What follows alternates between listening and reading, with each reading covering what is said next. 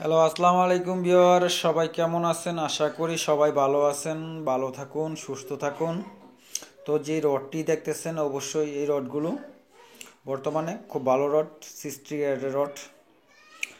তো আপনারা রডের দামও সম্পর্কেও আজ কিছু জানবেন। তো আজকে পর্যন্ত যে রডের বাজারটি আছে সেটি, আর রডের চুড়ি কিভাবে বানাতে হয়, আর বিশেষ করে আপনাদের রড কিভাবে কাটলে আপনাদের গর্দা রড বের হবে না, সেজন্য কিছু ধারণা দেব।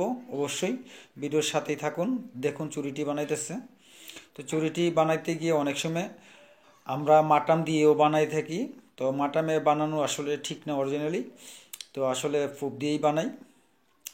তো দেখুন, তো খেয়াল রাখুন।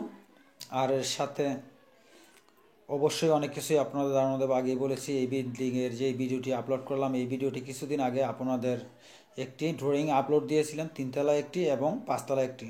যে 5তলা ড্রয়িংটি আপলোড দেওয়া হয়েছিল, সেই কাজটি এখন ধরা হয়েছে।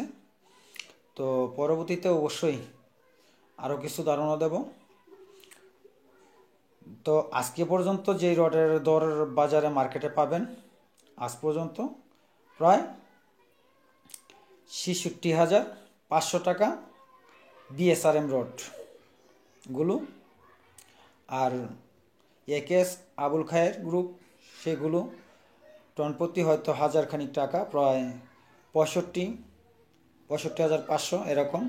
অন্যান্য কোম্পানি এসএসআরএম যে রডগুলো আছে সেগুলো 59 থেকে 60 পর্যন্ত, এবং স্কেলাবের কিছু রড আছে সেগুলো আপনার মোটামুটি 52-53-এর মধ্যে পেয়ে যাবেন। তো যাই হোক, রডটি আজকের যে রডের বাজারে ধারণাটা দিলাম, এটি আজকে। তো রডের বাজারের দর এখনই কমতেছে বা এখনই বাড়তেছে সেটি বলা যাবে না, মোটামুটি একটি ধারণা দিচ্ছি। আপনারা অনেকে ভিডিওতে কমেন্ট করছিলেন, সেই জন্যই এটা বলা। তো যাই হোক, আপনাদের যে কথাটি বলতে চেয়েছিলাম, যে কাজ করার আগে অবশ্যই ভালোভাবে দেখে নেবেন, আর সাথে অবশ্যই ভালো একজন ইঞ্জিনিয়ারের পরামর্শ নিয়ে নেবেন। ইঞ্জিনিয়ারের পরামর্শ হলে আপনাদের অনেকটাই উপকার হবে। যে দেখতেছেন যে মহাজন, ছোট মহাজন।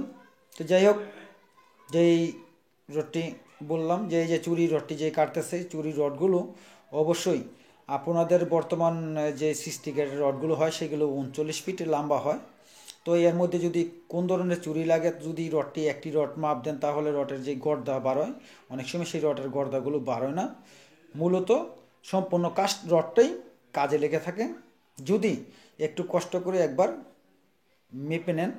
আর যে বেসের রডগুলো দেখতেছেন, যে বেসের রডগুলো কাটতেছে, এই রডগুলো অবশ্যই প্রথম থেকে যদি বেসের রডগুলো আগে বের করা হয়, পরবর্তীতে যে কলমের রডটা থেকে যায়, সেই কলমের রডটা সাইডে রাইখে দিলে দেখা গেছে আপনার এক টুকরাও রড বিফলে যাবে না, আকার জায়কর হবে না। তো সেই জন্যই আপনাদের বলা, অবশ্যই রডগুলো বর্তমানে যেই রডগুলো আছে মার্কেটে বাজারে, তো সেক্ষেত্রে অবশ্যই খুব ভালো যে 39 ফিট বোঝা যায়। তো আজকে একটু আনন্দ লাগতেছে, ভালো লাগতেছে যে দেখতেছেন মহাজন দাঁড়ায় আছে। তো মহাজন আজকে সমস্ত দিনই আমার সাথে এই এটা সেটা যেটাই হোক, ভালো মন্দ প্রত্যেকটা জিনিস কাজে শেয়ার করতেছে। তো খুব ভালো লাগলো অবশ্যই। তো দেখতেছেন, দেখুন, এরকমভাবে অবশ্যই ভালো একজন কন্ট্রাক্টরের পরামর্শ নিয়ে কাজটা করবেন। ভালো একটা কন্ট্রাক্টরকে দিয়েই করাবেন আর কি, মূলত যে কথাটি বলতে চাইছিলাম। তো আসলে কাজগুলো আমাকে দিয়ে করাবেন এরকম কোনো কথা নয়, আমি বলিনি আমাকে দিয়ে করাবেন। তবে আমাকে দিয়ে যদি কেউ করাতে চান, তাহলে আপনারা অবশ্যই আমার সাথে যোগাযোগ করতে পারেন। আমি দেশের যে কোনো স্থানে গিয়েই কাজ করে থাকি।